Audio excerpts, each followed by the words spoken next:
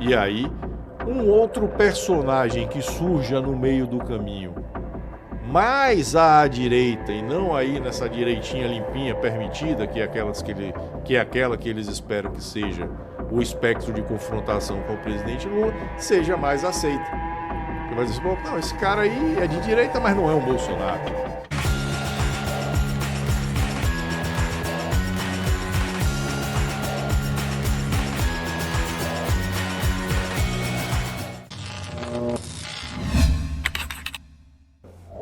Tivemos no final de semana a posse do novo presidente da Argentina, o Javier Milei. Javier Milei foi eleito, né, com a bandeira de ultradireita, ou pelo menos encaixado como ultradireita, pela grande imprensa, perplexa pela possibilidade, né, pela efetiva eleição dele, né, lá na Argentina, tentando aí fazer malabarismos para explicar. A Globo News aqui, inclusive no Brasil, já está numa torcida contra, absurda. Tem um artigo de Merval Pereira hoje no Globo que merece ser lido para dar risada. O cara vê como é difícil acreditar que Milei vai dar certo. E ali tem toda uma torcida, né? Aqueles artigos pautados em puro wishful thinking, né? Em puro desejo, nada de técnico ali sendo colocado. Mas tivemos lá a posse. Bolsonaro esteve presente, inclusive teve que avisar o ministro Alexandre de Moraes que ia viajar, né, porque ele agora só pode ser ausentado do país com autorização, ou pelo menos com comunicação ao STF. Ele se fez acompanhar de uma grande comitiva de parlamentares brasileiros, políticos brasileiros, inclusive alguns deputados baianos, tanto deputados federais quanto deputados estaduais estiveram compondo essa comitiva. O presidente argentino dispensou honras de Estado ao ex-presidente Bolsonaro, não tirou a foto oficial com os líderes porque o mandato está terminado, isso é óbvio que não aconteceria. E a imprensa diz, foi impedido de tirar a foto. Não foi impedido, porque ele não é mais um líder, a foto é com o chefe de Estado, ele não é chefe de Estado atualmente, mas recebeu todas as honrarias, como se estivesse, apenas, repito, os registros oficiais que não poderiam ter sido feitos com essa circunstância, sob essa circunstância. Mas lá na Argentina, Bolsonaro por 2 vezes mencionou a perspectiva de futuro. Em uma fez uma brincadeira, dizendo que ele voltaria a ser presidente da República em 2027 e que teria Lula como seu ministro do turismo, né, fazendo uma alusão clara à principal ocupação do atual presidente da República brasileira, que é viajar ao redor do mundo. A Lula hoje é um grande viajante, né? É o que ele mais faz.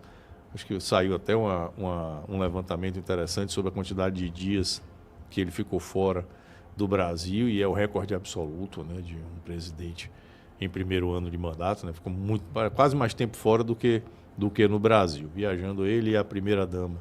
Aliás, a primeira-dama com a frase célebre já, né? Quem reclamar sobre a presença dela nesses eventos oficiais, ela deu o sonoro dane-se. E ela vai estar lá. É de uma elegância incrível, né? A primeira-dama realmente tem um vocabulário, um linguajar extremamente à altura do posto da primeira-dama de um país como o Brasil. Mas além dessa brincadeira, né, de ter dito que ele seria novamente presidente e Lula seria seu ministro do turismo, ao ser perguntado aí num tom mais sério sobre as relações do Brasil com a Argentina, ele disse que esperava que as relações fossem as melhores possíveis com o atual governo e com ele, Bolsonaro, a partir de 2027. Ou seja, ele se colocou na presidência da República no próximo mandato. No final desse governo, ele seria eleito em 2026 e seria ele o presidente da República em 2027. O grande problema disso é que Bolsonaro está hoje inelegível. Bolsonaro foi tornado inelegível por uma decisão do Tribunal Superior Eleitoral. É uma decisão esdrúxula? Completamente. Absurdamente esdrúxula. Eu repito aqui, eu faço minhas análises pautadas na questão jurídica. Não estou considerando quem julgou, quem não julgou, qual foi a questão, se tinha interesse, se não tinha. Estou olhando do ponto de vista jurídico. Inclusive, uma decisão que subverteu a jurisprudência consolidada da própria Corte Superior Eleitoral ao admitir para o julgamento provas supervenientes ao oferecimento da representação.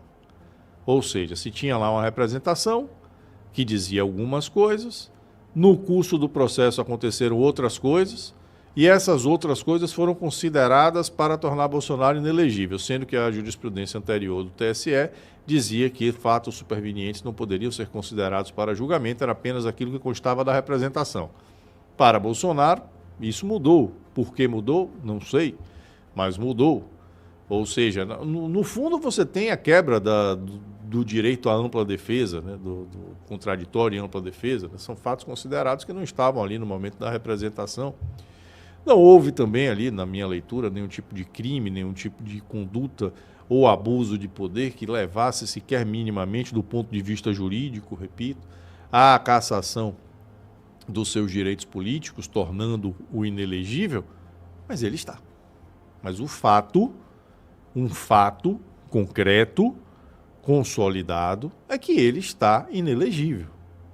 Então, hoje, essa ideia de retorno em 2027, hoje, estamos falando hoje, 11 de dezembro de 2023. Hoje, isso é impossível. Hoje é impossível. Hoje não existe como Bolsonaro se candidatar a nada, a nenhum cargo público político. Então, o que é que ele estaria fazendo ao dizer isso? E aí, inclusive, a pergunta da nossa enquete. Isso pode ser uma estratégia. Pode ser uma estratégia. Pode ser que tenha aí a ideia de utilização, que é algo que ele tem, porque mesmo não sendo hoje possível a sua candidatura, o que quer que seja, mesmo ele estando inelegível, ninguém pode, em sã consciência, desconsiderar o grande capital político e a grande liderança política que o ex-presidente da República representa.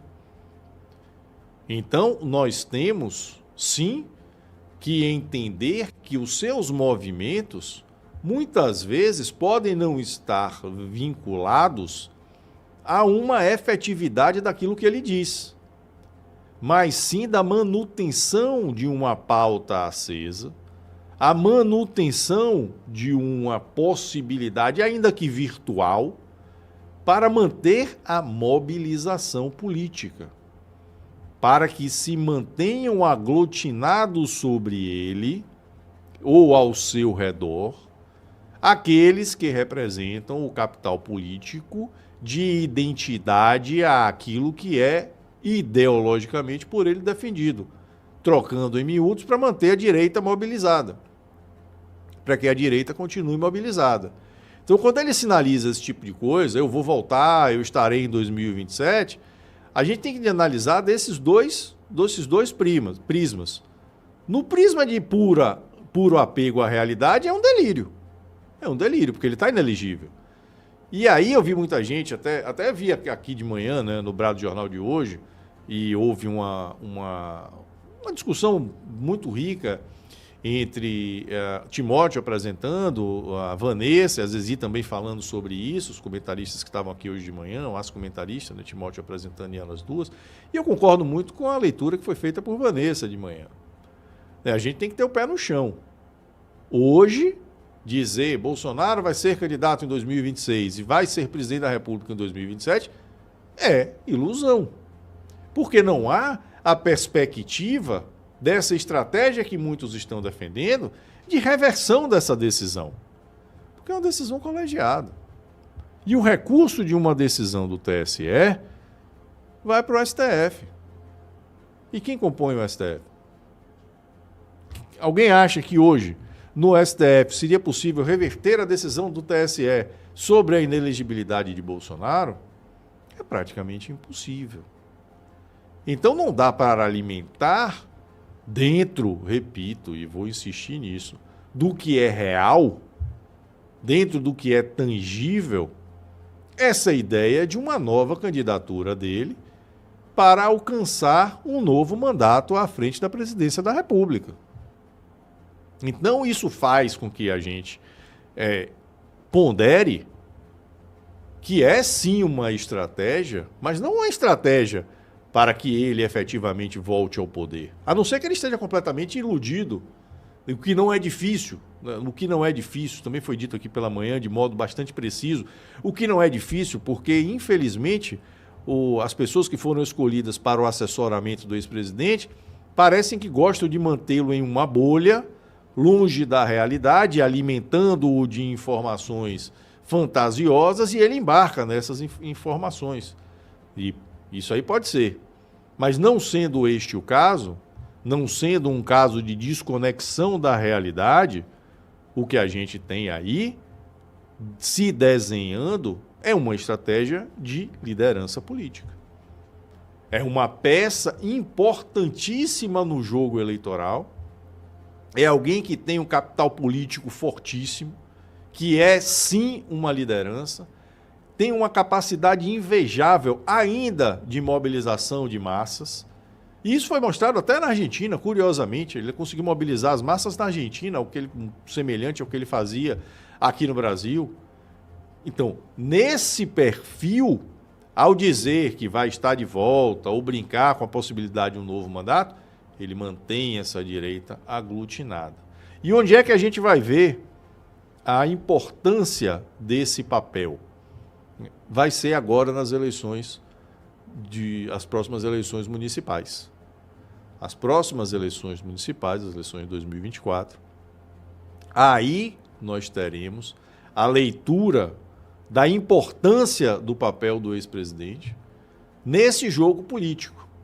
E aí ele vai ter a oportunidade de corrigir um erro que custou muito caro a ele, que inclusive foi um dos grandes responsáveis por não ter sido ele reeleito, que é o de efetivamente se envolver nas eleições municipais. Porque ele, com mandato, ele não se envolveu. Ele abdicou dessa estratégia, e que é uma estratégia fundamental. Aí o cara vai dizer, não, mas prefeitura, o que é que tem a ver prefeitura com a presidência da República? Tem tudo. Tem absolutamente tudo. Os prefeitos formam os seus redutos eleitorais, das câmaras de vereadores saem, muitas vezes, os candidatos que vão disputar os cargos nas assembleias legislativas dos estados, e delas, por sua vez, vão aqueles que vão galgar ou tentar os cargos na Câmara Federal. As bases montadas por seus prefeitos são aquelas que permitem palanque, que permitem o discurso, né, como se diz no vocabulário popular da política, do jogo eleitoral, é o que se permite palanque aos candidatos, e ele abdicou disso, disse que não ia se meter nisso nas eleições de 2020. Então, custou caro, porque não tinha base, não tinha sustentação quando foi fundamental na eleição para presidente de 2022. Agora ele vai poder corrigir esse erro. Não tem mais mandato, mas pode consolidar uma base extremamente forte. E é esse o jogo em que eu aposto. Eu não aposto que ele esteja falando sério, eu não aposto que ele esteja ali achando que existe de fato a possibilidade de um retorno, porque, repito, o cenário jurídico, cenário político-jurídico, ou jurídico-político, hoje em dia no Brasil a gente não consegue mais distinguir o que é política e o que é justiça, né? Tá tudo misturado, infelizmente, é lamentável que isso tenha ocorrido. Já não sabe nem mais se houve a judicialização da política ou a politização da justiça, ninguém sabe mais o que está acontecendo, parece que é tudo um bolo só, é tudo uma coisa só. Mas eu não acredito que ele tenha essa esperança, porque não há cenário para isso. Não há cenário para isso. Para se reverter a inelegibilidade dele, que foi fixada pelo Tribunal Superior Eleitoral. Não existe hoje margem para isso. Então ele não pode estar apostando seriamente nessa possibilidade, mas sim em manter a aglutinação em torno de seu nome, em fortalecer o seu papel de liderança, em aparecer, inclusive, internacionalmente. Isso é muito importante como um expoente líder brasileiro. É incrível você ter em uma posse de um presidente de outro país, por exemplo, um ex-presidente, né, alguém que não exerce mais mandato, inclusive o presidente brasileiro não foi, né, o atual presidente Lula não foi, com o apoio popular que lá também se demonstrou. Então isso reforça imensamente o papel dele como líder político. E ele vai poder exercer esse papel de líder político, principalmente agora nas próximas eleições. E há também o último aspecto, que aí também a gente não pode descartar, e aí dependeria... Eu não aposto muito nisso, e é uma leitura pessoal, porque já seria uma estratégia um pouco mais elaborada. E, infelizmente, eu não vejo, ou pelo menos até hoje, não vi, entre aqueles responsáveis por traçar as estratégias políticas do ex-presidente, algo tão de fato elaborado, né? Tão efetivamente planejado, que é simplesmente a movimentação da janela do discurso público, que alguns chamam da janela de Overton. É pegar essa janela, que hoje está aqui fechada na disputa entre o PT e quem vai ser lá o representante da direita permitida. A gente não tem um outro Bolsonaro, né? Não tem ainda se formando ninguém nesse cenário, mas alguém vai ocupar esse espaço, porque política não existe vácuo de poder, o poder tem que ser exercido, né? Então se não tem ali uma figura, vai aparecer alguém, mesmo que seja da direita limpinha, mesmo que seja aí de centro, né? Que vai surgir aí como oponente de Lula, e a gente pode ter até a reedição do Teatro das Tesouras, né? Que fingirem ser oposição. Então não existe esse personagem ainda, mas essa fala de Bolsonaro pode pegar o discurso público e dizer, olha, não, peraí, esse cara pode voltar. Move a janelinha, né, a janela de Overton, a janela do discurso público, lá para um outro extremo. E aí passa a ser, opa, peraí, a gente começa a pensar Bolsonaro de volta, como? O que é que vem? E aí começa a soltar aquela ideia vai começar a bater na cabeça das pessoas que não fazem a menor ideia de como, que não vão fazer a menor ideia dos meios reais, dentro do mundo real, de como isso se tornaria possível, mas vão continuar ouvindo aquilo. E quem sabe, no momento que estão ouvindo aquilo, começam a admitir aquela possibilidade, e aí um outro personagem que surja no meio do caminho, mais à direita, e não aí nessa direitinha limpinha permitida, que é aquela que eles esperam que seja o espectro de confrontação com o presidente Lula, seja mais aceita. Porque vai dizer, não, esse cara aí é de direita, mas não é um Bolsonaro. E aí muita gente que tem resistência ao nome de Bolsonaro aceitaria esse nome. É uma possibilidade, a movimentação do discurso, da janela do discurso público. Se é o fato, aí agora a gente tem que esperar para ver os próximos acontecimentos. O ano que vem vai ser muito importante para a gente ver, para a gente analisar efetivamente o que é que vem por aí. Qual é a real intenção do ex-presidente da República com essa sua movimentação, com essas suas falas lá na Argentina. Mas, como sempre me prendo aqui a essa coisa chata chamada realidade, não acredito que exista aí nenhuma crença dele próprio de que é possível efetivamente retornar ao poder.